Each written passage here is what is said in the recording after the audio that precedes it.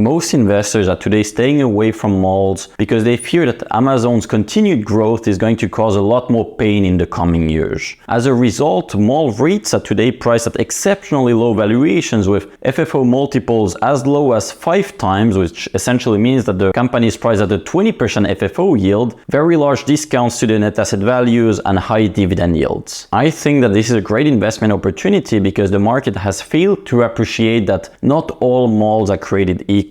I think that this is really a case of the weak getting weaker and the strong getting stronger. And what I mean by this is that the growth of e-commerce is really going to hurt a lot the lower quality malls. So as a result, today we are seeing a lot of Class C, Class B malls closed down. But at the same time, this actually benefits the Class A malls that survive, because when you have a Class B malls that close down, it means that there is then less supply, less competition, and so the traffic then gets consolidated towards the surviving Class A malls, leading to even higher traffic, even higher sales. And so that's what we've seen in the results of these mall REITs. Today there are 2 Class A mall REITs. The first one is Simon Property Group, the second one is MassRich, and they are both generating higher sales per square foot than ever. They're also charging higher rents per square foot than ever, and that's despite being in 2023 in the post-COVID world. Everybody knows about Amazon. Pretty much every household uses it. It's a very high percentage of them that even have an Amazon Prime account, and so clearly malls are not going anywhere. Sure, some of the lower quality malls are dying down, but the high quality malls are here to stay. They're also typically in very good locations, and I'm sure you've heard the saying that real estate is all about location, location, location, and this really applies well to these Class A malls, because as they went through this transition phase of rapid e-commerce growth, they've really been able to diversify their uses. So today, if you go to a mall, you'll see a lot of entertainment, a restaurant, maybe, I don't know, a bowling alley, a co-working, a lot of different uses, a lot of services, maybe a grocery component, library. I mean, you get the point, a lot of different things. It's not just fashion these days anymore. And so I'm confident that malls are here to stay. I think that they're gonna generate higher sales per square foot 10 years from now than today. And so these low valuations are a great investment opportunity. But which one of these 2 REITs is the best to buy today?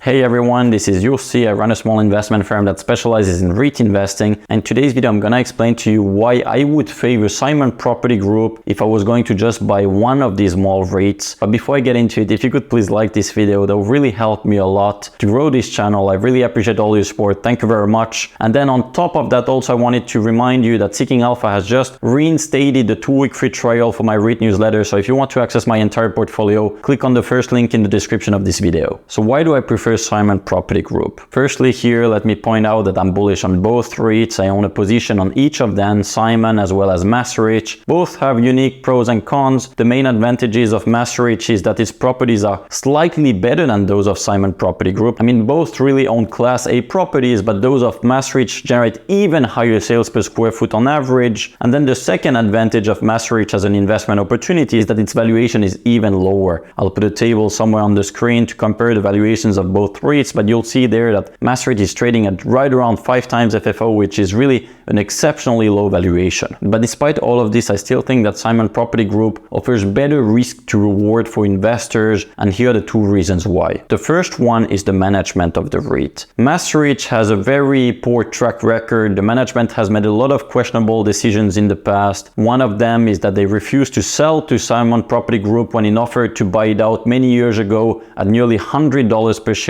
Today they trade at right around $10 per share. So in hindsight, this was a very poor decision from MassRich management. Then another questionable decision from them is that they really over-leveraged their balance sheet ahead of the pandemic. I think they failed to recognize that, we lived in these times of exceptionally low interest rates. Malls are also quite cyclical, and so it was a poor decision to over-leverage their balance sheet. And this then led to the third questionable decision is during the pandemic, they were forced to issue a bunch of equity at highly dilutive prices. As a reminder, they refused to sell the company at about $100 per share years back because they argued that this would undervalue their portfolio. But then later they went on to issue a bunch of equity at just a tiny fraction of that during the pandemic. And so this has frustrated a lot of shareholders that have even started to point out that perhaps the management is conflicted here. I mean, if you look at its long-term track record, it's actually quite poor. It has massively underperformed the REIT sector averages. And so it's fair to say that the management is not necessarily the best here. Simon Property Group, on the other hand, has a really good management team. They have one of the best reputation rotations in the entire REIT sector. They have a long track record of significant market outperformance, despite investing in this challenging sector, malls, which today are suffering a low market sentiment. They still manage to outperform, and the management has made a lot of very good decisions in the past. One of them is that they kept a very strong balance sheet, knowing that eventually interest rates would return to higher levels, knowing also that we would hit other black swan events in the future, like, well, in this case, the pandemic, but also recession. You know, they've been very conservative. Then they also bought back a bunch of shares during the pandemic, which created a lot of value for shareholders. And then finally, another piece of evidence that this is a better managed REIT is they have a lot of ways to create value for shareholders beyond just collecting rental income. So Simon Property Group is very active in its approach. It's at times even gonna buy out distressed retailers, improve their balance sheets, rework their business model, and then flip them at a profit in the future. They're also building a lot of their own assets, reselling those. I mean, they're doing a lot of things, you know, beyond simply being a landlord and collecting rent checks to create value for shareholders, and this is well reflected in their superior track record. And then the second reason why I prefer Simon Property Group today is its balance sheet. NAREIT, even today, after having issued a bunch of equity, is still having problems with its balance sheet. They have a lot of leverage. They're gonna have to focus on deleveraging the balance sheet for many years to come, and this might prove problematic in the coming years because we might be approaching a recession. Malls are quite cyclical, as you know. Refinancing debt might become more complicated, and so it's not implausible that the REIT is going to have to dilute its shareholders even more in the future. Simon Property Group, on the other hand, has a very strong investment grade rated balance sheet with a ton of liquidity, really no concerns on the balance sheet front. On the contrary, they're really going to be able to play on the offensive if we go into a recession, potentially buying out other distressed mall landlords or distressed retailers, buy back its own stock, and I really like that. So to recap here, bullish on both REITs, but slightly prefer the risk reward of Simon Property Group because of its better management, stronger balance sheet. It's also discounted, not quite as much as NAREIT, but you know, I think that the lower valuation of NAREIT is well justified given what I explained earlier. All in all, I think that both of these REITs are very attractive. Depending on your risk profile, you may favor one or the other, or you might do like me and combine both of them in one portfolio to enjoy even better diversification potential. But all in all here, you can expect to get 6 to 7% dividend yield, and on top of that, very significant upside potential, up to 100% if valuations normalize closer to what they used to be a few years prior to the pandemic.